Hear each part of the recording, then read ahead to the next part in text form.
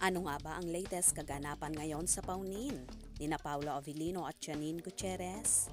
Busy nga ang kapamilya actress na si Janine Gutierrez sa kanyang pagtitenis at kung minsan naman ay nag-gym ang dalaga.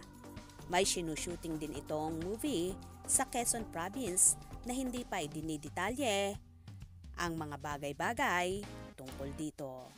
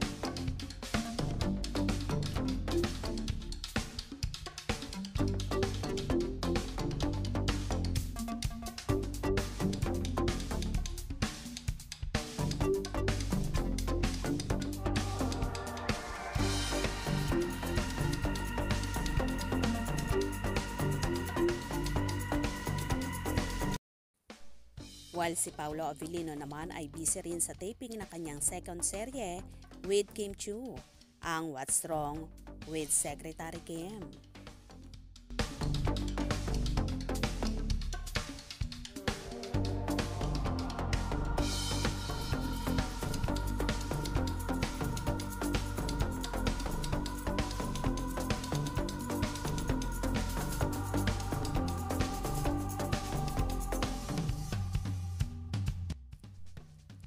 Nagkaroon din ng TikTok dance sina Kim at Paulo na palong-palo at umabot agad ng 2 million views less than 24 hours pa lang na i-upload.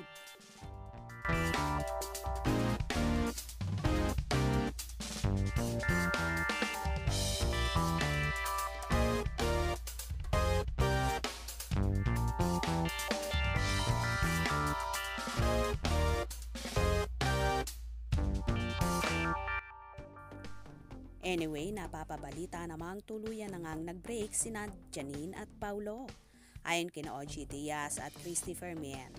So sad naman ang paunin fanay sa balitang ito. Pero wag kayong malungkot mga kapaunin. Malay nyo naman gimmick lang ang lahat. Ang hiwalayan ng paunin para lang sa promotion ng serye ni Kim at Paulo ang What's Wrong with Secretary Kim. Kaya wag mawawala ng pag-asa at patuloy na manalangin. Malay nyo naman may sorpresang pasabong nga ang paunin ngayong 2024. Kaya, abangan natin yan. Kaya naman tumutok at wag na wag pahuhuli sa mga maiinit na kaganapan, especially sa paunin updates. Mga ka-scoop, anong inyong magiging reaction sa bidyong ito? Comment below.